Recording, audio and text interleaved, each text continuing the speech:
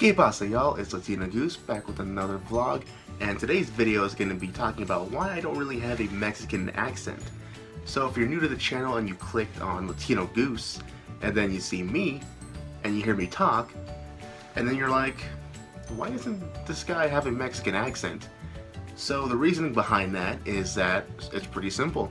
My parents, when I was growing up, they really didn't want to teach me and my siblings on fear of being stereotyped and then having that accent that, you know, it's a dead giveaway. And then of course they have to give me the most stereotypical Mexican name on the face of the earth. I'll let you guys guess that down below. Another reasoning is that my dad, when he was growing up, he only used Spanglish, which is a mixture of Mexican, or Spanish and English in the household.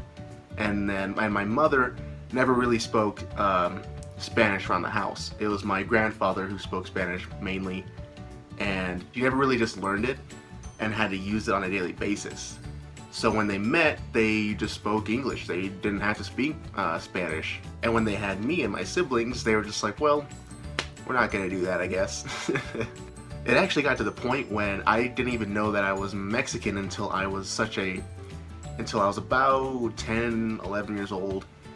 We used to go to the flea market every Sunday right after church, and a lot of Mexicans go here, you know, to bargain and buy things. And I guess it was just, I was frustrated at the time, and we were trying to find a parking spot, and it was just packed. It's always packed there if you go. And I looked at my mom and I was just like, these damn Mexicans, like, they're everywhere.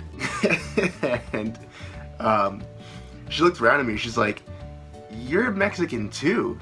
And I just was, no! Like my whole world just came crumbling down, and I think I actually cried. I don't know. It was such a long time ago, and now that I knew I was Mexican, I wanted to learn it. So my grandmother would bring home like Mexican newspapers or watch Sábado Gigante with me. Or I would by myself. If you don't know what that is, just look it up on YouTube and you'll see why a 10-year-old boy would want to watch Sábado Gigante by himself.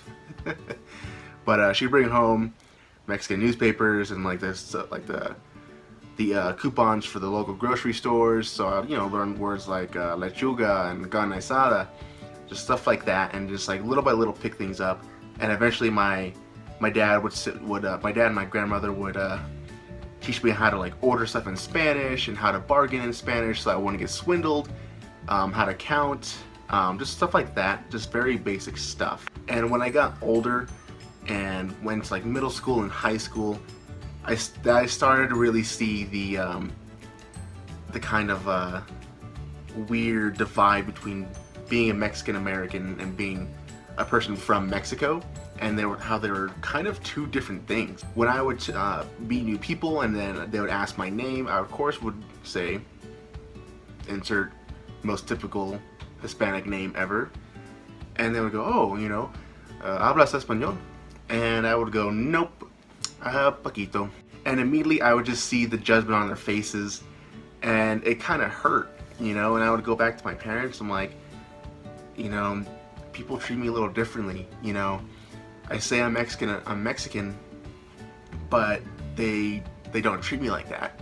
And a wonderful example of this is from the 90s movie Selena, starring Jennifer Lopez.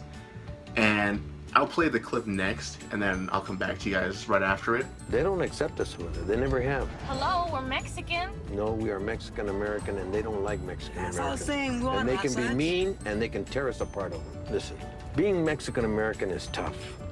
Anglos jump all over you if you don't speak English perfectly. Mexicans jump all over you if you don't speak Spanish perfectly. We gotta be twice as perfect as anybody else. So that clip perfectly embodies like what I'm trying to say. We have to be the best Mexicans we can be, and also be the best Americans we can be. And especially when we go to Mexico, I remember vividly one time, we went there and my dad was filling out the form, or the, you know, to go over the border, and he wrote in ethnicity, he wrote Mexican American. And the man was scribbled out the Mexican part, and he said, no, like, you're an American. And that stuck with me a lot, even to this day. and I still don't understand why. So of course the next logical question is, do I want to teach my kids Spanish? And it's of course yes. I wish I was taught when I was younger, and especially in today's world, being bilingual has many benefits, especially trying to find a job, and it's something that I wish I had. So that's my story about why I don't have a Mexican accent. Are there any Mexican Americans watching that have been through this kind of weird segregation? Leave a comment down below. As always, like the video, subscribe. I'm Latino Goose, and adios.